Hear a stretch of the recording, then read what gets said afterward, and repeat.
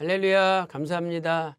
오늘 또 하나님께서 세워주신 찬란한 태양의 빛이 떠올랐습니다. 늘 저와 여러분의 마음속에 소망의 빛이 떠오르는 역사가 있기를 간절히 기도하겠습니다. 자, 오늘은 언약의 구속사적 의미를 살펴보도록 하겠습니다. 오늘의 생명 양식은 시편 25편 10절입니다. 여호와의 모든 길은 그 언약과 증거를 지키는 자에게 인자와 진리로다. 이는 하나님의 말씀이니라. 아멘. 자, 언약의 의미를 살펴보도록 하겠습니다. 먼저 세속적인 의미를 보겠습니다. 이 세상에서는 언약을 어떻게 보고 있습니까?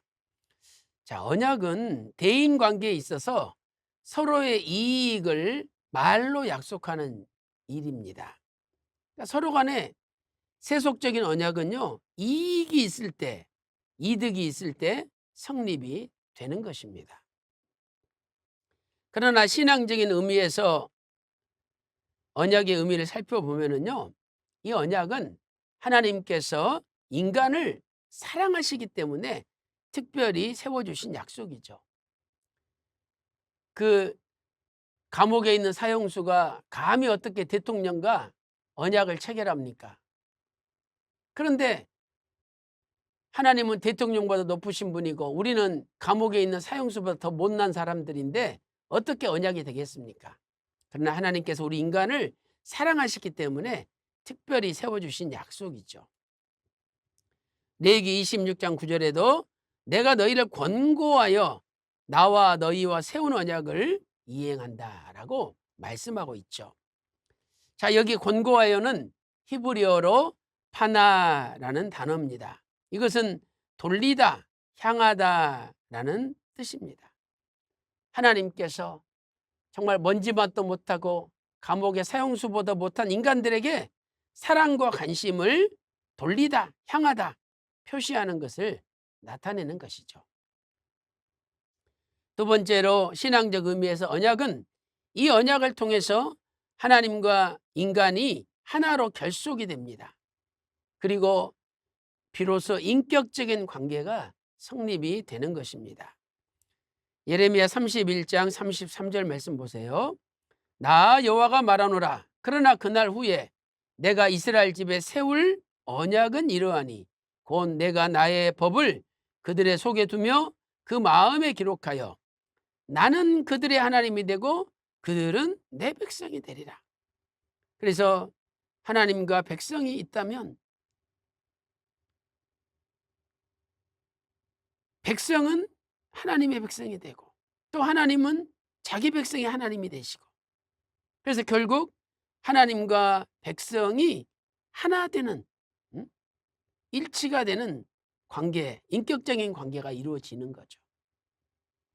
에스겔 36장 28절에도 내가 너희 열조에게 준 땅에 너희가 거하여 내 백성이 되고 나는 너희 하나님이 되리라 하는 하나 되는 인격적 관계가 이루어진다는 것을 알려주고 있습니다. 자, 큰 두 번째로 언약과 구속사의 관계를 살펴보도록 하겠습니다. 이 언약은 구속사의 각 시대를 연결하는 고리가 됩니다. 전체 구속사가 있다 생각을 해보세요. 그러면 이 구속사는 여자의 후손 약속, 노아와의 언약, 아브람과의 언약, 또 모세와의 언약, 다윗과의 언약, 에레미야의 언약, 에스겔의 언약, 그리고 예수님의 새 언약으로 각 시대마다 언약을 통해서 연결이 된다는 거죠. 그러므로 이 고리는 연결시키는 고리라 하는 뜻입니다. 구속사의 각 시대를 연결시키는 고리가 언약이라는 것이죠. 자, 이러한 의미에서 휘선 박아브람 목사님께서는 영원히 꺼지지 않는 언약의 등불 56페이지에서 이렇게 말씀하셨습니다. 성경은 만유보다 크신 하나님의 절대 주권과 우리 주 예수 그리스도의 구속사역을 통한 인간 구원의 방대한 주제를 기록하고 있는데 언약은 이것을 실제 역사 속에서 이루시는 방편이자 중요한 연결고리가 됩니다. 성경은 언약에서 언약으로 이어진 구속사의 기록이며 구원을 약속하는 언약서라고 할 수 있습니다. 이렇게 정리를 하고 있습니다. 그러므로 언약의 주제는 무엇입니까? 타락한 인간의 구원이죠. 하나님께서는 타락한 언약에 타락한 인간들의 구원을 이루시기 위하여 언약을 세우신 것입니다. 자, 사무엘하 23장 5절 말씀 보세요. 하나님이 나로 더불어 영원한 언약을 세우사 만사에 구비하고 견고케 하셨으니 나의 모든 구원과 모든 소원을 어찌 이루지 아니하시랴. 이렇게 하나님께서 세우신 영원한 언약을 통해 모든 구원과 모든 소원이 이루어진다라고 말씀하고 있습니다. 또한 이사야 49장 8절 말씀 보니까 구원의 날에 너로 언약의 백성을 삼으며라고 말씀하고 있죠. 그래서 이 언약이라는 것은 철저하게 타락한 인간의 구원과 직결되어 있다는 것을 우리에게 알려줍니다. 결론적으로 하나님은 언약을 지키는 자를 진실한 사랑으로 인도해 주십니다. 시편 25편 10절 말씀 보세요. 여호와의 모든 길은 그 언약과 증거를 지키는 자에게 인자와 진리로다. 하나님의 모든 길은 언약과 증거를 지키는 자에게 인자를 베푸신다는 거예요. 시편 25편 10절의 표준세 번역은 이렇게 번역하고 있습니다. 주님의 언약과 계명을 지키는 사람을 진실한 사랑으로 인도하신다.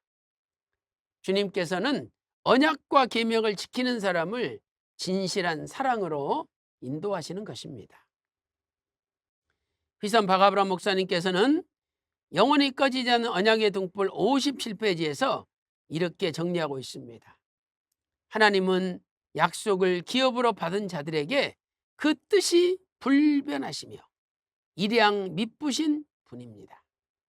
일양 끝까지 한 가지 방향으로 미쁘신 믿음직하시고 믿어온 분입니다 라고 말씀하고 있습니다.